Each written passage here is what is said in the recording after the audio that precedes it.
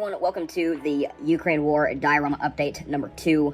It is just a couple days after Thanksgiving, so I want to give everyone a belated happy Thanksgiving. Hope you guys had a good one, if you celebrate the holiday. Now we're moving into the Christmas season, super exciting, and with that comes a lot of snow, so I'm actually going to work here in a little bit. That's why I'm making this video now, because I don't know how much more modeling I'll get done this weekend. So I want to give you guys kind of an update on what I've done for the Ukraine War Diorama. And to start off, I never showed you guys all the details within this BMP2 back here that I did. So we're going to go over that. We're going to go over the Humvee and all the details I've started there. We're going to go over this figure I did up in multicam and some of the new figures I got back there. So let's go ahead and get started. Alright, so moving into the BMP2, if you guys did not know, the side skirts on these are made of aluminum and some kind of like foam material. So I went in and I did some aluminum scraping and chipping to showcase that this vehicle has gone through like some very thick tree lines and stuff like that. And then the rest of the vehicle is all done up and the two-color normal steel chipping. Now, I have a graphite pencil coming in the mail, so I can do all the weld beads and whatnot, make them kind of shiny. Same with all the weapons and other steel parts that I want to be shiny. This is just kind of what I got so far. Base camo, the Ukrainian pixel camo. That was really fun to do, actually. Did some custom crew writing, so like right here, according to Google Translate, which, if you know, that can be a hit or miss, that's supposed to say Orc Terminator with some tally marks. So just kind of showing off the crew kills. Got nice chipping along the edges here, going around. Got this top part up here that's sloping downward. Some, I think, is pretty nice chipping. First time really going deep into the chipping realm with the two-tone chipping, and pretty fun, actually. Had a lot of fun with it. I do wish this kit came with glass for the ports, but it does not. Underneath here, same thing, just some heavy chipping, and then this says a little Ukraine flag painted on, and it says glory to the heroes, Slava Ukraine. And then got the white pluses. I tried doing those in different consistencies. Like this one, I'll try to make it look like it was heavy hand painted. Same with the one on the opposite side, and the ones on the turret are kind of smaller, a little slimmer. Lots of fun doing this vehicle. I love the BMP2. It is my favorite Soviet-made vehicle. Just to kind of give you guys a little closer look at all the detail I put into this. Lots of fun. Really enjoyed doing it. That's my son running upstairs. He's playing with his mom right now. Back here, got some chipping on the doors and on the sides. A little bit of light detail. So, fun stuff. I really do love the BMP2. Very excited to get this going. Now, I am going to replace the wire I used for the antenna up there with a sprue, stretched out sprue. So, that'll come later on. But moving straight into the Humvee, I'm going with a two-tone chipping again, but just on very little bit, or just a little bit, or words.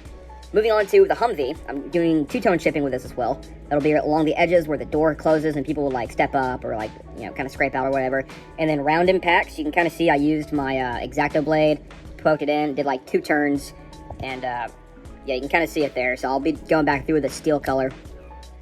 And then on the inside of the Humvee, I added different colored seats. So I've got 3 brighter green seats, and then I got 1 dark green seat. I have a dark rusted step up here, got the radio and the monitor colored, have ammo canisters right here with their straps, and then over here, I have the multicam helmet from the machine gunner. So that and some random blood splatters from his head wound.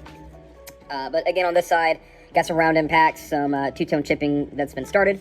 And then the windows, I went ahead and scraped out the motion where the freaking windshield wiper blades would go. Now, I need to finish doing that because it's not completely accurate. I need to take off a little more on this side and then up in the top area where the blade wouldn't hit. But I have started doing like round impacts on the windows, which is really fun. This door is like pretty pristine. And you got this one that's been kind of shot up. This one that's also been kind of shot up. And then this one that's been shot up as well as the window. So that was really fun to do. Pretty easy to do also, just use an X-Acto blade and kind of get after it. But be painting those doors up later on.